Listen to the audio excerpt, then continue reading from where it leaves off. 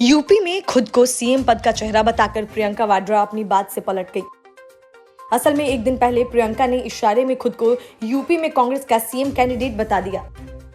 यह बात और है कि उनकी बातों को गंभीरता से लेने की जगह लोग उनकी खिल्ली उड़ाने लगे।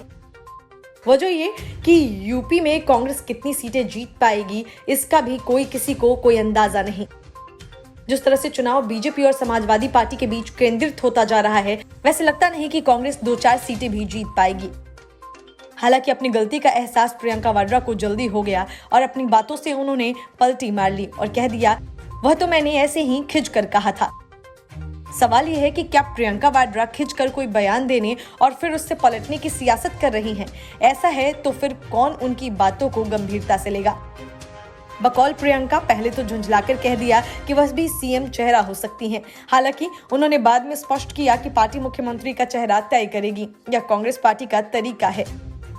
इस दौरान प्रियंका गांधी ने विपक्षियों पर भी हमला किया। उन्होंने कहा कि सभी राजनीतिक दल असलियत को छुपाकर चुनाव के समय जाति सांप्रदायिकता पर आधारित मुद्दे उठा रहे हैं। वह उत्तर प्रदेश के विकास की बात नहीं करना चाहते हैं। इससे प्रदेश की जनता को नुकसान होगा और फायदा सिर्फ राजनीतिक दलों को होगा।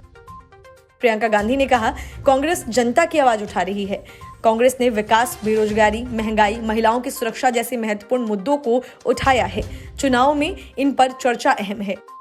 प्रियंका गांधी ने योगी सरकार पर हमला करते हुए पूछा, इस सरकार ने बेरोजगारों और नौजवानों के लिए क्या किया है? यह चुनाव आने पर 25 लाख नौकरियां देने का वादा करते हैं, लेकिन कभी ये नहीं बताया कि नौकरियां कैसे लाएंगे और देंगे। प्रियंका ने दावा किया कि कांग्रेस सरकार बनने पर 20 लाख नौकरियां दी जाएंगी। उन्होंने कहा कि हमने नौकरी का दावा हवा में नहीं किया, इसके लिए पूरा घोषणा पत्र निकाला है। प्रियंका गांधी ने यूपी की योगी सरकार पर सवाल खड़े किए। उन्होंने कहा कि 5 साल से उत्तर प्रदेश में इनकी सरकार है। इनको पिछले महीने ही हवाई अड्डे, हाईवे का उद्घाटन करने और नई इंडस्ट्री लगाने के लिए मिला। प्रियंका ने कहा कि क्या इससे पहले योगी सरकार के पास समय नहीं था? उन्होंने कहा कि चुनाव के सिर्फ 1 महीने पहले प्रदेश सरकार घोषणाएं कर रही है। यही करना था तो ठोस तरह से करना चाहिए था। प्रियंका गांधी ने अखिलेश यादव पर कहा कि जब एक पार्टी सिर्फ 100 या 200 सीटों पर चुनाव लड़ती है तो ये बात साफ है कि वह बची सीटों पर कमजोर है। उन्होंने कहा कि कांग्रेस के लिए अकेले चुनाव लड़ना और खुद को सशक्त बनाना बहुत जरूरी था। प्रियंका गांधी ने बिना नाम लिए मायावती पर पलटवार किया। उन्होंने कहा कि चुनाव भी आ गया, फिर भी वो सक्रिय नहीं हुई। प्रियंका ने बसपा पर बीजेपी सरकार के दबाव की आशंका जताई।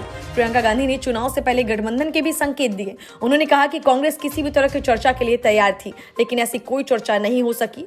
उन्होंने कहा कि अब कांग्रेस अकेले चुनाव लड़ रही है। Bureau report, news of India.